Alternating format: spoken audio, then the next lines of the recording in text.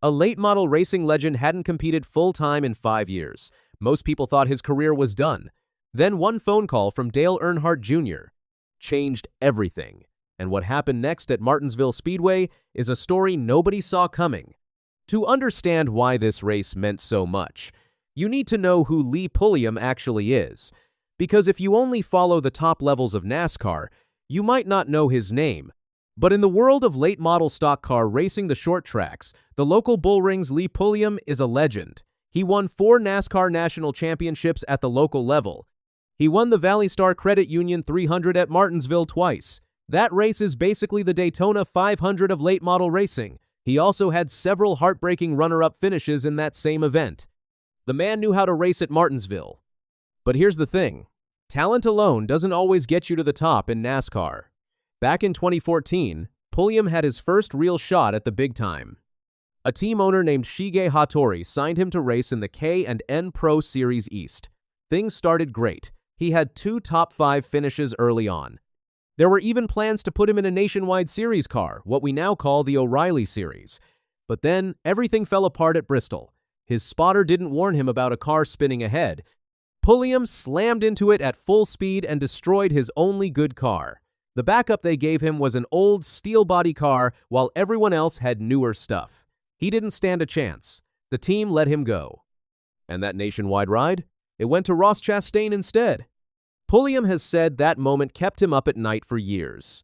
After that, he kept winning in late models, but the money just wasn't there to move up. Racing at the national level costs a fortune, so eventually Pulliam stepped away. He started his own team, Lee Pulliam Performance, and focused on developing younger drivers. Guys like Corey Heim and Brendan Queen came through his program. He became a dad. He became a businessman. And he accepted that his dream of racing at the highest level was probably over. Then his father got sick. In 2024, Lee's dad, Stuart, had a major surgery called a Whipple procedure. Things went wrong. Stuart ended up with kidney failure and had to go on dialysis. There were moments when Lee wasn't sure his father would make it. During that scary time, Lee made his dad a deal. He told Stuart that if he fought hard and pulled through, Lee would find a way to go race at Martinsville one more time. Stuart recovered, and Lee kept his promise.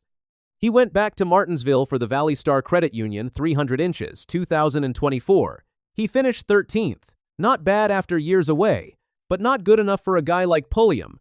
So he came back again in 2025, and this time, someone very important was watching. Dale Earnhardt Jr. After that race, Earnhardt reached out to Pulliam directly. As Pulliam remembers it, after the race, Dale reached out to me and was like, "Man, that was incredible." Quickly. The conversation turned to, "I need to get you in my O'Reilly's car at Martinsville." Just like that, the dream was back on. First, Earnhardt put Pulliam in a car for the Thanksgiving Classic at Southern National Motorsports Park in December 2025. Pulliam finished on the podium.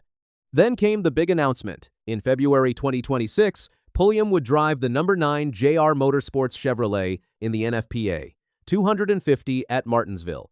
Pulliam didn't take this lightly. He showed up at the JRM shop to study film and practice pit stops. He ran over 1,000 laps on the racing simulator.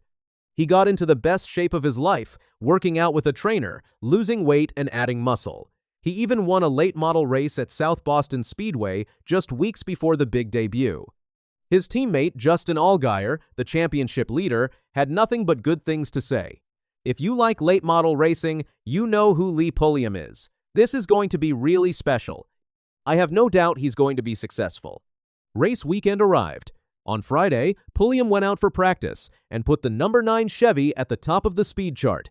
Fastest car on the track.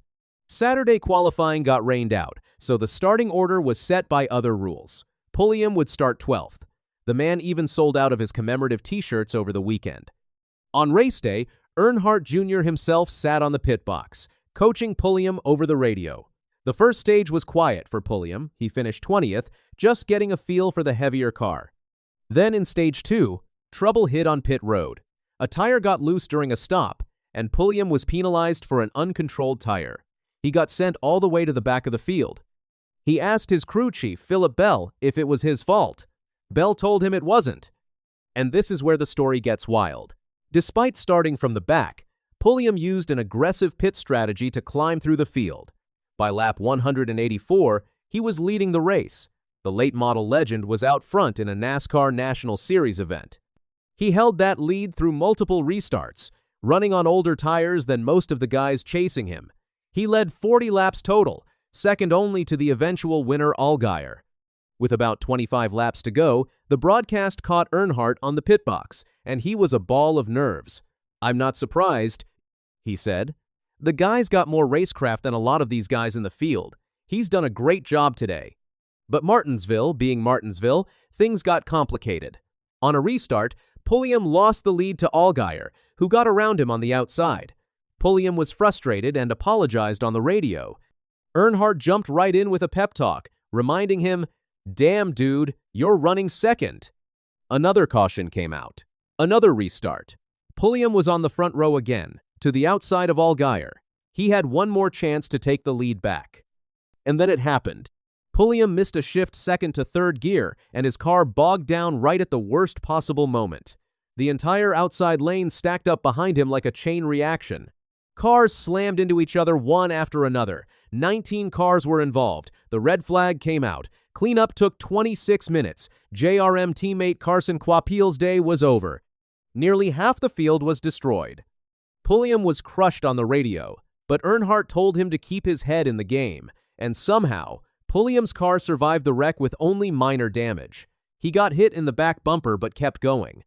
On the next restart, things got even rougher. Reigning series champion Jesse Love door-slammed Pulliam, giving him a nasty tire rub on the left front.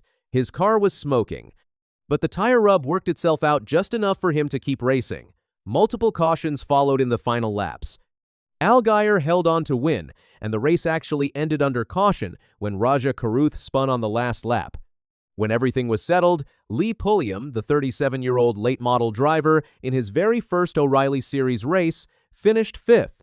After the checkered flag, Earnhardt found Pulliam and the two shared a long, emotional hug on pit road. Then Earnhardt gave him some important advice before the media interviews. As Earnhardt explained later, "I said you're going to have about 10-15 minutes to talk to the media and tell the rest of your story today, and you might not ever get to tell it again. Don't spend 15 minutes apologizing for that mistake." Standing in front of the cameras on the CW, Pulliam did apologize first, just as you'd expect. "I just couldn't get going with the older tires there, and it's just a little bit of inexperience," he said. But then he paused, and his voice started to break. What a dream come true to drive for Dale Earnhardt Jr.